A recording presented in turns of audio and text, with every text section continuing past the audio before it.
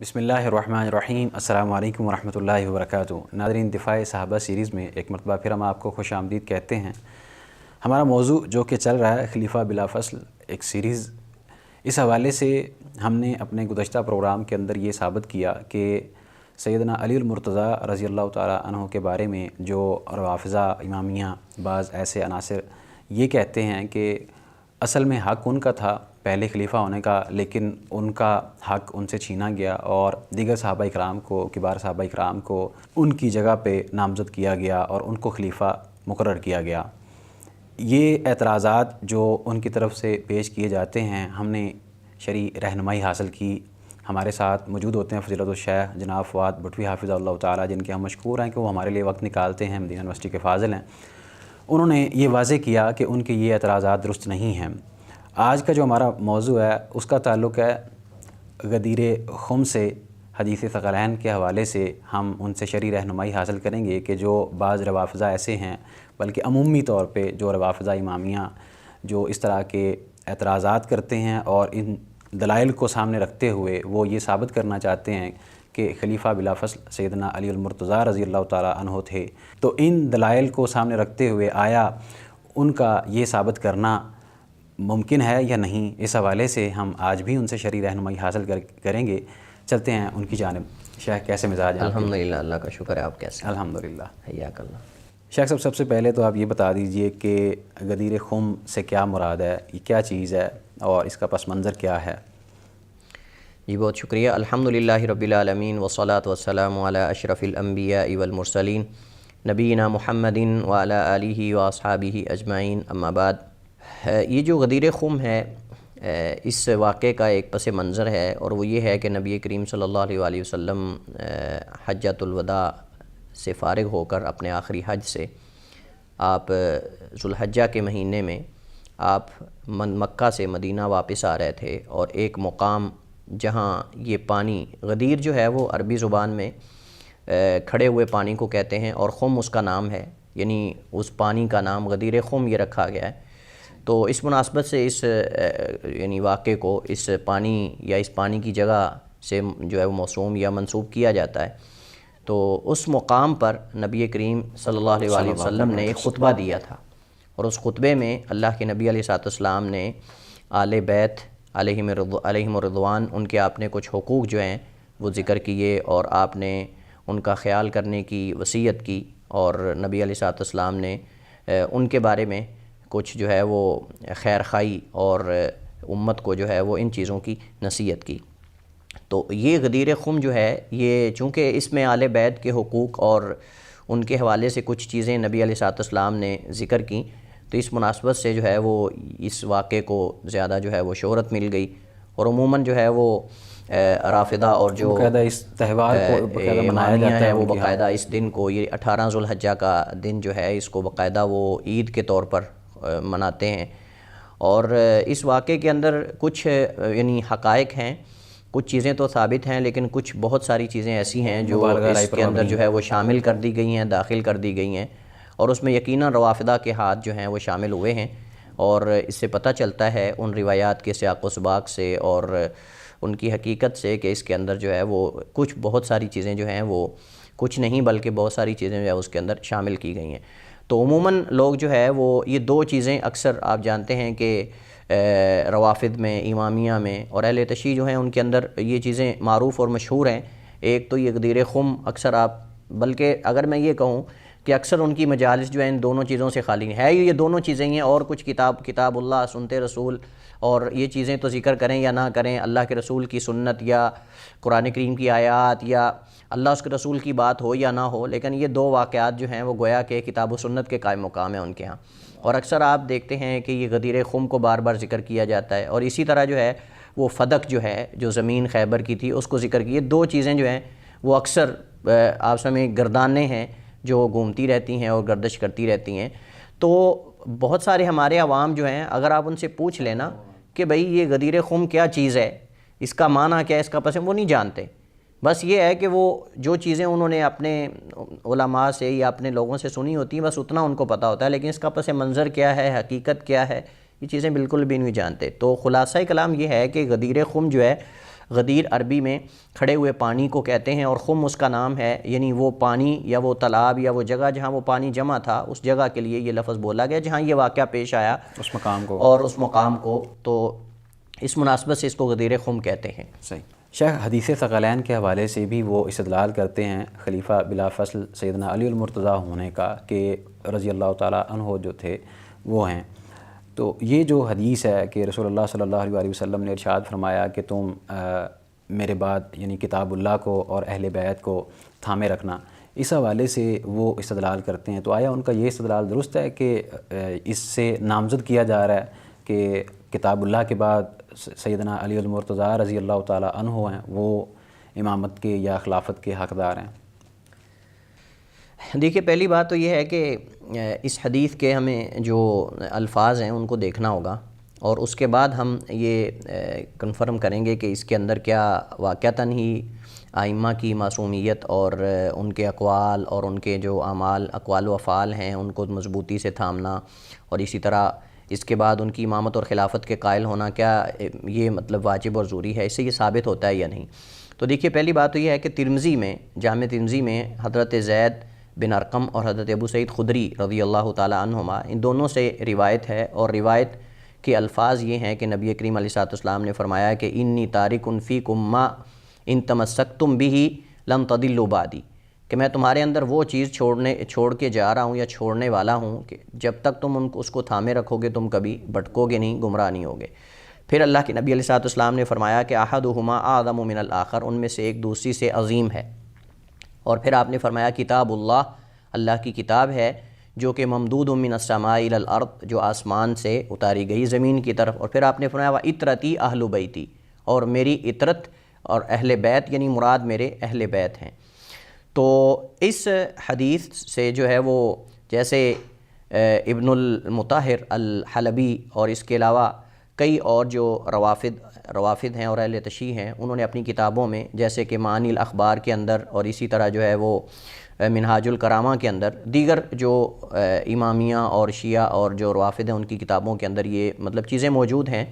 کہ اس حدیث سے انہوں نے جو ہے وہ استدلال، اور بعض روایات میں ثقلین کے الفاظ بھی انی تارک فیکم الثقلین، کہ میں تمہارے اندر دو بھاری چیزیں چھوڑ کے جا رہا ہوں۔ تو اس حدیث سے وہ استدلال کرتے ہیں کہ یہاں نبی علیہ السلام نے قرآن کریم کے احکامات کو اور آل بیت اطہار کے جو اقوال ہیں افعال ہیں ان کو مضبوطی سے تھامنے کا حکم دیا ہے، لہٰذا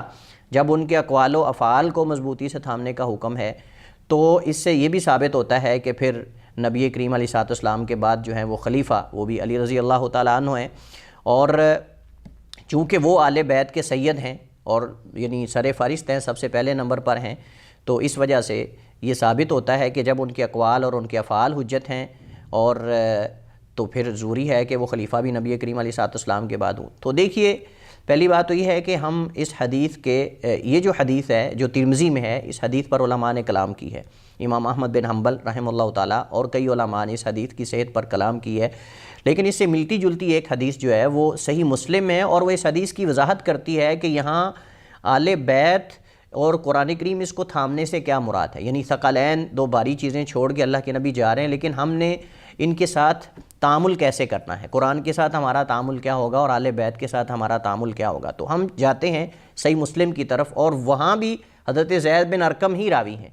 تو آپ دیکھیں کہ راوی خود جو ہے وہ اس چیز کی وضاحت کر رہا ہے کہ یہاں قرآن اللہ کے نبی علیہ السلام نے اس کے بارے میں کیا وصیت کی ہے اور نصیحت کی ہے، اور اپنی آل کے بارے میں نبی علیہ السلام نے کیا نصیحت کی ہے۔ تو صحیح مسلم کے اندر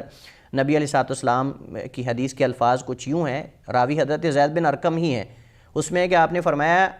وَأَنَا تَارِكٌ فِيكُمْ، اس سے پہلے کچھ الفاظ ہیں کہ میں بشر ہوں، اِنَّمَا أَنَا بشر، کہ میں انسان ہوں، اور کبھی کسی وقت بھی اللہ کا فرشتہ جو ہے ملک الموت آ سکتا ہے اور میں دنیا سے جا سکتا ہوں، لیکن اللہ کے نبی علیہ السلام نے وہاں کچھ وصیتیں کی، ان میں سے آپ نے فرمایا وَأَنَا تَارِكٌ فِيكُمْ ثَقَلَيْن، میں تمہارے اندر دو ثقلین یعنی بھاری چیزیں چھوڑ کے جا رہا ہوں،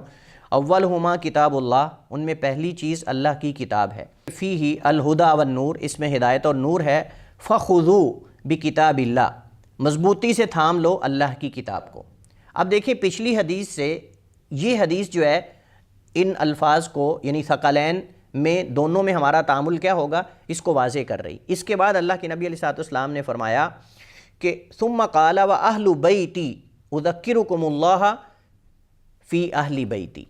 یعنی پہلے قرآن کا ذکر کیا اور قرآن کے احکامات کو مضبوطی سے تھامنے کا حکم دیا. کیوں؟ کیونکہ آپ نے فرمایا کیونکہ یہ فیہ الہدی والنور، اس میں ہدایت اور نور ہے. اس کے بعد آپ نے آل بیت کی چونکہ وصیت کی ہے کہ میرے آل بیت کا تم نے جو ہے وہ خیال کرنا ہے اور وہ تمہارے اندر چھوڑ کے جائے، تو آپ نے فرمایا کہ وہ اہل بیتی اذکرکم اللہ فی اہل بیتی، کہ میں اللہ کی یاد کرواتا ہوں تمہیں اپنے اہل بیت کے بارے میں. تو علماء کرام فرماتے ہیں کہ اس سے مراد یہ ہے کہ تم میرے بعد میرے جو آل بیت ہیں ان کا خیال کرنا، ان کے حقوق کا خیال کرنا، ان سے محبت رکھنا، ان سے ولایت رکھنا، دوستی رکھنا، ان سے عداوت نہ رکھنا، ان سے بغض نہ رکھنا، ان کو اذیت نہ پہنچانا، ان کو اذیت نہ پہنچانا. تو یہ مقصود ہے. اب راوی خود جو ہے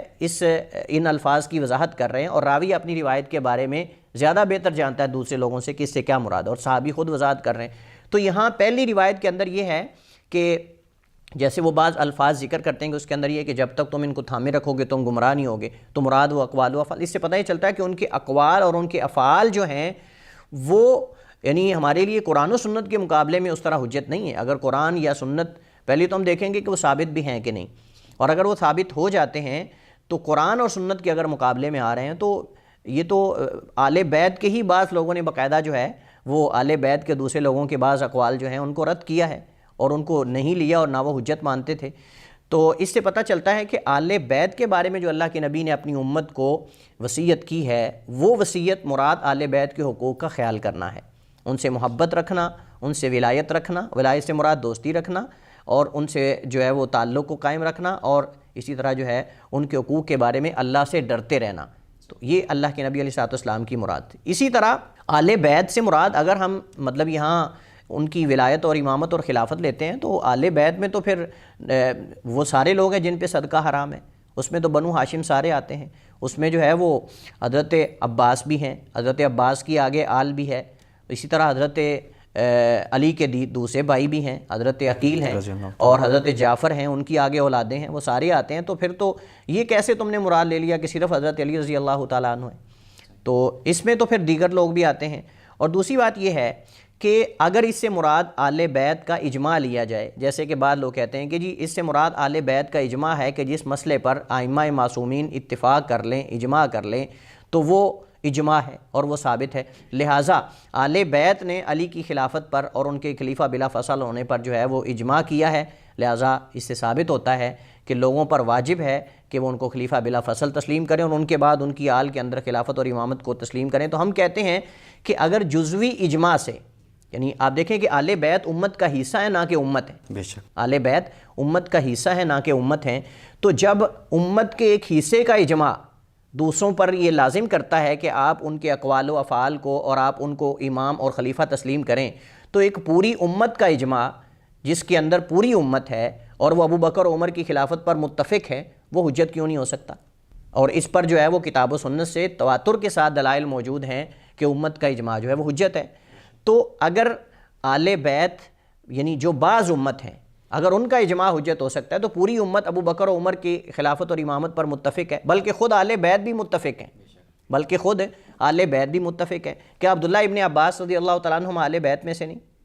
عبداللہ ابن عباس رضی اللہ تعالیٰ عنہما حضرت علی کے تمام اقوال کو حجت نہیں مانتے تھے. بہت سارے مسائل کے اندر آپ کو یہ کتابوں کے اندر مستند ملے گا کہ انہوں نے حضرت علی کے بعض اقوال جو اجتہادی آراء ہیں ان کے خلاف فتویٰ دیا ہے، اور اس طرح دیگر. اور اسی طرح حضرت حسن، حضرت حسین، آگے ان کی اولادیں ساری ابو بکر و عمر کی خلافت کو مانتے تھے. تو اگر یہاں اجماع یعنی آل بیت کے اجماع سے مراد یہ ہے کہ علی کو خلیفہ بلا فصل مانا جائے رضی اللہ تعالیٰ عنہ کو، اور دیگر جو آل بیت کے لوگ ہیں تو یہ تو وہ خود بھی اس کا اعتراف نہیں کرتے تھے، نہ وہ خود کہتے تھے. تو اس سے ثابت یہ ہوا کہ یہاں مقصود اس حدیث سے سوائے اس کے اور کچھ نہیں ہے کہ نبی کریم علیہ الصلوۃ والسلام نے آل بیت کے بارے میں اپنی امت کو یہ وصیت کی ہے کہ تم ان کے بارے میں اللہ سے ڈرتے رہنا، ان کے حقوق کا خیال کرنا، ان سے میری وجہ سے محبت رکھنا، اور ان کو تم نے کسی طرح کی اذیت اور تکلیف جو ہے وہ نہیں دینی، اور نہ تم نے ان کے ساتھ جو ہے وہ کوئی غلط قسم کا رویہ جو ہے وہ اختیار کرنا ہے. یہی اس سے ثابت ہوتا ہے. باقی اس سے جو ہے وہ ائمہ کے اقوال اور ان کے افعال جو ہیں اس کو حجت بنانا کہ وہ ہمارے لیے حجت ہیں، ثابت ہوں یا نہ ہوں. ہم کہتے ہیں پہلے تو صحیح سند کے ساتھ ثابت کریں نا، اور دوسری بات یہ کہ اگر ثابت ہو جائے تو پھر ہم دیکھیں گے کہ وہ ان میں سے کون سے یعنی اقوال جو ہیں وہ صحیح ہیں، کون سے اقوال صحیح نہیں ہیں۔ پہلی بات تو یہ بہت سارے اقوال جو ہیں ان میں سے وہ ثابت ہی نہیں صحیح سنت کے ساتھ۔ یہ کیسے ممکن ہے کہ سیدنا علی المرتضیٰ یعنی اہل بیت جتنے بھی ہیں وہ باقاعدہ قرآن کے یا رسول اللہ صلی اللہ علیہ وسلم کے فرامین کے خلاف بیان دے دیں؟ یہ تو ممکن ہی نہیں۔ جی، تو بہت سارے اقوال ان کی طرف منسوب کیے گئے ہیں اور وہ اس سے بری ہیں، اور وہ اہل بیت اور ائمہ یہ بھی جو ہیں تکلیف پہنچانا ہی وہ ہے، اس یہ تکلیف ہے بالکل کہ کسی کی طرف آپ ایسی الزام بات لگانا، منسوب بہتان کر دیں لگانا۔ اور اس کے اندر اللہ اس کے رسول پر افترا ہو۔ یعنی انہوں نے تو باقاعدہ امت کو جوڑنے کا کام کیا، باقاعدہ رسول اللہ صلی اللہ علیہ وسلم نے تو پہلے ہی بتا دیا تھا کہ میرا یہ شہزادہ جو ہے باقاعدہ امت کو جوڑے گا۔ جی، آل بیت خود جو ہیں، یعنی آل بیت ہم نے کہا کہ صرف حضرت علی کی اولاد تو نہیں نا، اس کے اندر حضرت عباس کی اولاد ہے، حضرت جعفر کی اولاد ہے، حضرت عقیل کی اولادیں ہیں آگے، ان سب نے بھی حضرت علی کے خلیفہ بلا فصل ہونے پر اتفاق نہیں کیا۔ تو جب انہوں نے اتفاق نہیں کیا، وہ بھی ابو بکر و عمر کی خلافت کو مانتے تھے، خود حضرت علی رضی اللہ تعالیٰ عنہ جو ہے وہ ان کی امامت اور خلافت کو مانتے تھے، انہوں نے بیعت کی، حسن و حسین نے کی، دیگر سب لوگوں نے۔ تو یعنی یہ کیسے تم زبردستی ان کی طرف یہ چیز جو ہے وہ منسوب کر سکتے ہو؟ تو خلاصہ کلام یہ ہے کہ اس سے حدیث ثقلین سے یہ ثابت نہیں ہوتا کہ ائمہ جو ہیں ان کے اقوال اور ان کے افعال جو ہیں وہ حجت ہیں قرآن کے مقابلے میں، سنت کے مقابلے میں، اور اسی طرح ان کی امامت اور خلافت جو ہے یہ اس کو قبول کرنا یہ امت کے لیے لازم اور واجب ہے، اور خلیفہ بلا فصل ان کو اور خلافت اور امامت کا حق جو ہے وہ حضرت علی رضی اللہ تعالیٰ عنہ کی آل کا تھا، نہ کہ ابو بکر اور عمر اور دیگر صحابہ کرام حضرت عثمان رضی اللہ تعالیٰ عنہم اجمعین ان کا تھا۔ یعنی اگر دیکھا جائے تو ایک چیز یہ بھی ہے کہ اگر آپ یہ الزام لگا رہے ہیں ان کے اوپر تو یہ کتنی بڑی گستاخی ہے کہ ایک طرف تو آپ کا یہ باقاعدہ عقیدہ اور نظریہ ہے کہ وہ باقاعدہ مشکل کشا ہیں اور حقیقی مولا ہیں، ایک طرف یہ نظریہ ہے، اور دوسری طرف اگر دیکھا جائے تو وہ خود اپنا وہ حق جو آپ سمجھتے ہیں کہ ان کا وہ حق تھا وہ خود حاصل نہیں کر سکے، تو کتنا تعارض اور تضاد ہے قول و فعل کے اندر اور معاملات کے اندر۔ بہت شکریہ شیخ، اللہ تعالیٰ آپ سے دین کا کام لیتا رہے اور اللہ تعالیٰ آپ کو اپنے حفظ و امان میں رکھے اور دین کی خدمت پر گامزن رکھے۔ ناظرین اکرام، یہ تھا ہمارا آج کا پروگرام جس کے اندر شیخ صاحب نے یہ واضح کیا کہ یہ جو حدیث ثقلین ہے اس سے جو استدلال کیا جاتا ہے کہ خلیفہ بلا فصل سیدنا علی المرتضیٰ رضی اللہ تعالیٰ عنہ تھے، یہ درست نہیں ہے۔ اس کا جو اصل پس منظر ہے وہ یہی ہے کہ جو راوی بیان کر رہا ہے، جس نے باقاعدہ وہ روایت بیان کی ہے، وہ جو بیان کرے گا ہم نے اس کو تسلیم کرنا ہے، نہ کہ اپنی طرف سے ہم اضافے کر کے اور اپنی طرف سے ان بیانات کو اقوال کو تبدیل کر کے اور خود اپنا بیانیہ ثابت کرنے کی کوشش کریں۔ یہ طریقہ یقیناً امت کے لیے بھی درست نہیں ہے، فساد کا باعث بنتا ہے، اور جو ہمارے سادہ لوگ عام مسلمان بھائی ہیں ان کے لیے بھی پریشانی کا باعث ہوتا ہے۔ تسلیم کرنا چاہیے ہر اس چیز کو جو کہ اتھینٹک ہو اور قرآن و سنت کے عین مطابق ہو، اور رسول اللہ صلی اللہ علیہ وسلم کا جو مقصد تھا، جو مقصد تھا اس مقصد کو سامنے رکھتے ہوئے امت کو آپس میں جوڑے رکھیے، فساد، فتنہ اور اسی طرح کے معاملات کے اندر ملوث مت ہوجیے۔ اس حوالے سے اگر آپ کا کوئی سوال ہو تو آپ ہم سے کر سکتے ہیں، تب تک کے لیے آپ ہمیں دیجیے اجازت۔ اللہ حافظ۔